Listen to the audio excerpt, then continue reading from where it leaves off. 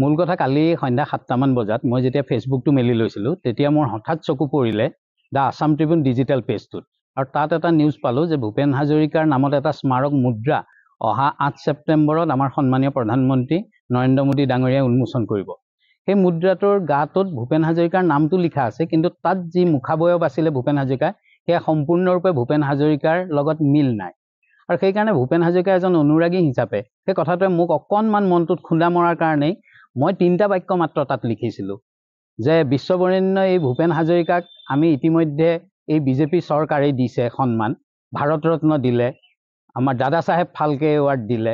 তাৰ পিছত যদি আৰু আমাৰ কিবা সন্মান দিবলৈ থাকিল তেন্তে হ'লে সেই কামটো কৰিবলৈ যাওঁতে আমি যাতে ভূপেন হাজৰিকা এই মুখাবয়ব বিকৃত নকৰোঁ সেই কথাটোতহে আমি গুৰুত্ব দিব লাগে। মই সেই কথাটোকে লিখিছিলোঁ। কিন্তু তাৰ পিছত যেতিয়া আমাৰ সন্মানীয় মুখ্যমন্ত্ৰী মহোদয়ে টুইট কৰিলে মোৰ সেই স্ক্ৰীনশ্বটটো লৈ, তেতিয়া মই আছাম ট্ৰিবিউন ডিজিটেল পেজটো খুলিবলৈ লৈ দেখিছোঁ তেওঁলোকে ইতিমধ্যে সেই পেজটো ডিলিট কৰিলে।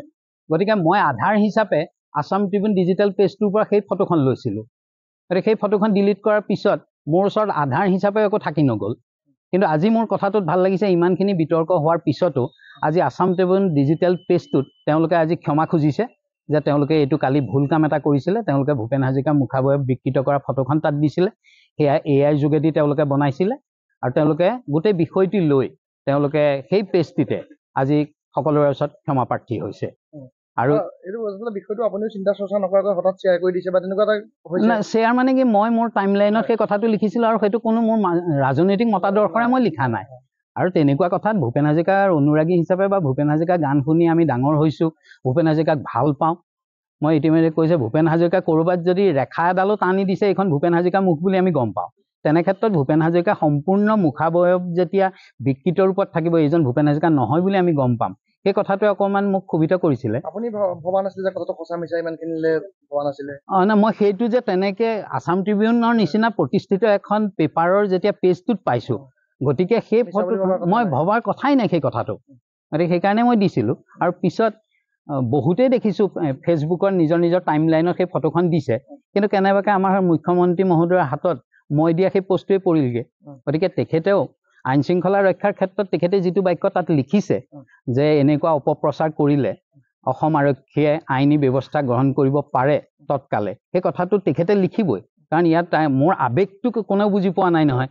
গতিকে এইটো হয়তো কোনোবাই ধৰি লৈছে কিবা ৰাজনৈতিক মতাদৰ্শ লৈ বৰ্তমানৰ চৰকাৰখনৰ বিৰোধিতা কৰি মই সেই পষ্টটো দিছোঁ, কিন্তু তাত ক'তোৱেই কোনো ধৰণে চৰকাৰৰ কথা, প্ৰশাসনৰ কথা তাত অহাই নাছিল। যিটো এটা ভুল হৈ গৈছে মানুহৰ মাজত, হয়তো সেইটো ভুলখিনিৰ মাজৰহে এজন আপুনি হয়, নে কি ক'ব? সেইটোৱে কথা। হয়তো সেই বস্তুটো ইণ্টাৰপ্ৰিটেশ্যনটো বেলেগ বেলেগকৈ কৰিছে। গতিকে তাত কোনো ৰাজনৈতিক কথা অহাই নাই, সেইটো কথা। আৰু যদি আপোনাক ধৰক তেওঁ যিটো কৈছে যে আৰক্ষীক জনাইছে ব্যৱস্থা ল'ব, যদি আপোনাক না, মই সহযোগ কৰি মানে মই স্পষ্টীকৰণটো এইটোৱেই দিব লাগিব।